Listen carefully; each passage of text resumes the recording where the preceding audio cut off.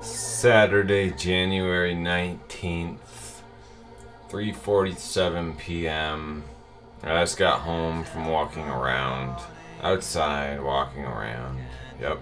It's nice and sunny out. There's loads of people. Everybody and their dog is out. Just more to avoid. But I saw somebody when I was out walking. Actually saw somebody who I thought looked interesting enough to follow.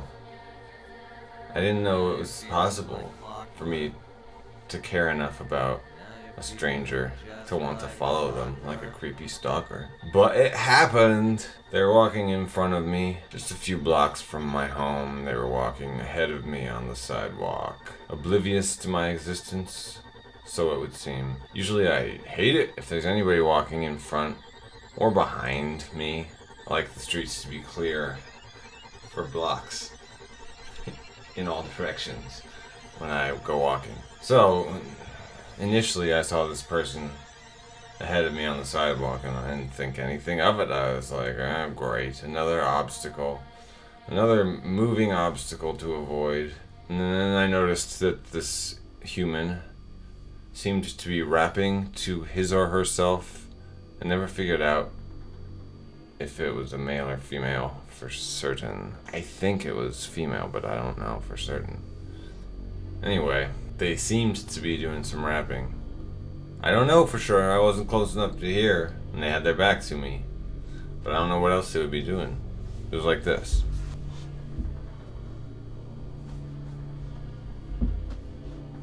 So it looked to me like they were rapping to themselves. And I liked that, but that alone was not enough to hold my attention. Then I saw that they were taking my route into town. Nobody takes my route. I'm not gonna tell you my specific shortcut into town. I don't want people jumping on my style, getting up in my grill. No. Anyway, this human was already taking my special route into town, and I was like, okay. I wasn't going that way, but now I am. Now I'm going into town with you, friend. So I followed this person for a while, but then I lost it. I wanted to see their face, so I tried to loop around, and I lost them on the streets of Iowa City. I think they had a purple sweatshirt and maybe white sweatpants and a red and white striped hat, something like that. The rapping and the taking my shortcut into town. Yeah, they had me hook, line, and sinker. There was nothing for it but a good old-fashioned stalking. But it didn't work. I lost them. He or she was my best friend and I never got to meet it.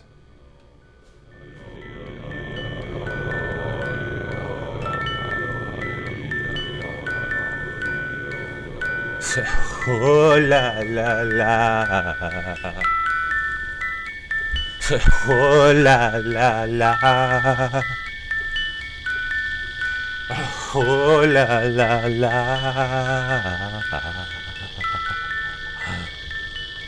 Oh la la la.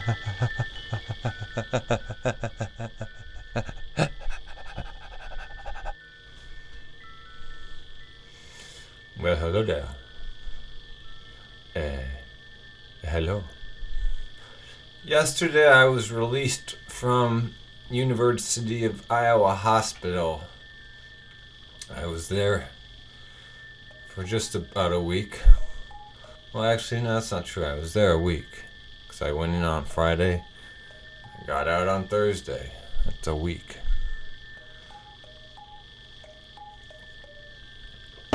This nastiness is a result of all the tubes they had running into my neck. I don't even understand what all was going on. I'm still finding myself covered in like glue and tacky tape from all the tubes they had running all through me. Oh, minor quibble. They are only saving my life. So, right, this was my second suicide attempt. You know, I'd thought about it lots of times, but this was my second actual attempt. The first attempt, very far from successful. Which, you know, I'm not complaining, I'm just saying. It wasn't much of a suicide attempt. This one, real close. I came real close to being dead this time. I don't know why I'm not dead. It doesn't really make any sense to me. I won't go into all the details. Not right now. But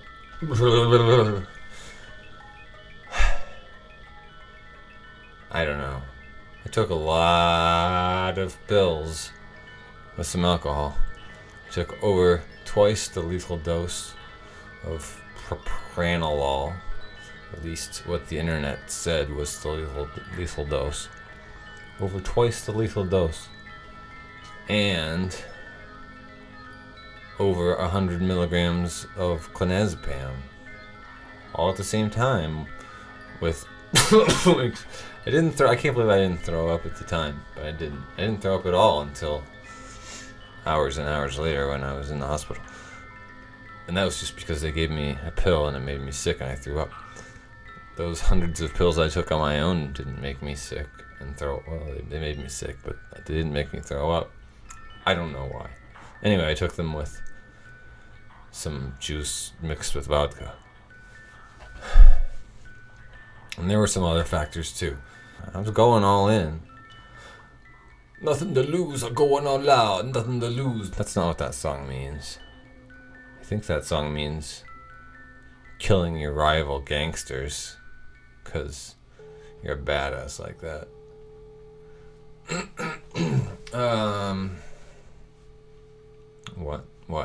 Whatever. Oh, well yeah, even the doctors, they said that I about died and that they had trouble making me not die. So this was close. And really only goes to confirm my suspicion that I am invincible and not capable of dying. But, I mean, look at me now. A week later, fit as a fiddle. I look better now than I did before I took my overdose. I was not looking good for those days leading up to the event. I have pneumonia though. I got pneumonia. I don't really understand how, but part of the whole ordeal involved getting pneumonia. Had to get some pills. 4 pills. Whatever. They were giving me these pills to combat the pneumonia when I was in the hospital. And apparently I needed 4 more, so I got a prescription filled today for 4 more anti-pneumonia pills. They cost $20 each. That is a lot of money for 1 pill. But whatever. I guess it's curing the pneumonia. Seems to be doing the trick, although my chest is still tight. You might be able to hear I'm still a little bit hoarse. A little bit of a horse. Why the long face, horse face? Well, at least we can all laugh and have a good time about it anyway, right? Right? I mean, isn't that what it's all about, right? Really? Right? Just today I got a letter in the mail telling me that I am in violation of my self-supervised probation. I was quite offended, as I felt I was way ahead of the curve. I thought that I had paid off their thousands of dollars in exorbitant fees way ahead of time, just to get it done. But no, they say I owe $300 more, an unrelated $300 fee, not part of my regular criminal fee. If you're a criminal, they charge you a fine. Yeah. And then they charge you another fine that you can't pay to the same place. You have to pay to a special place. And you can't pay online like you can your other thousands of dollars of fines. You have to pay through the mail, just to make things ridiculously inconvenient, I guess. I mean, I assume that's the reason. But I talked to them on the phone, and I was very polite, I must say. I called them all sorts of horrible names when I opened the letter, but I was extremely polite with them on the phone, and they were polite with me, and I think we're gonna be alright. I think I'm gonna give them $300. In the mail, of all things. The mail, if you can imagine that. Anyway. That has nothing to do with my suicide attempt. That's just what happened today. Also, I went to my first day of what's it called? The partial inpatient treatment program. I don't know. It's for whack jobs like me who have emotional problems. They'd asked me to go before. Other times when I'd been institutionalized, they'd said, go to this. And I'd said, I don't think so. But this time I was like, yeah, I guess I will go to that. Anyway, my first day, underwhelmed, let's just say. I was hoping for more. I'm all about sharing. Well, to a point. I mean, I like when people share their feelings and open up and it gets all deep and hard and hurtful. Well, not hurtful, as in, I mean, you're not hurting each other's feelings by calling them rude names. I'm just talking about when people show you their pain. I like it. I get into that. I can go for that. If you start crying about how sad you are, you might start making me cry. I'm like that, okay? So I had fairly high hopes for this, and I just, there was a little bit of crying. There were only 2 people in the class with me. It was a class of 3. So there weren't that many perspectives being offered. It was just kind of boring. I hear there's a new person starting on Monday, so then it'll be a class of 4. And it's gonna be bucket loads of tears. I'm gonna love it. I'll tell you about my time in the hospital later if I can remember any of it. I was quite delusional for the first few days. I don't know what was a dream and what was real. And it's all a blur. I took a lot of drugs. Yeah. And they dehydrated me. I don't know how they did this, but they messed up. They weren't giving me... I assumed I had all kinds of, bags hooked up to my arms and stuff.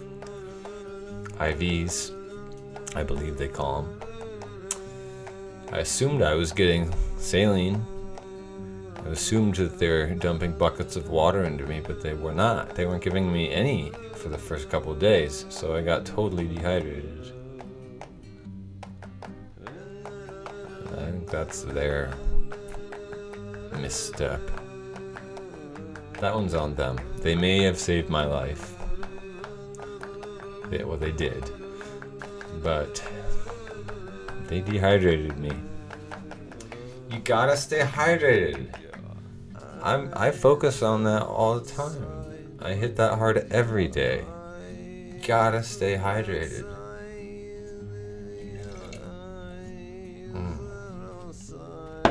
Yeah. Peace. So they say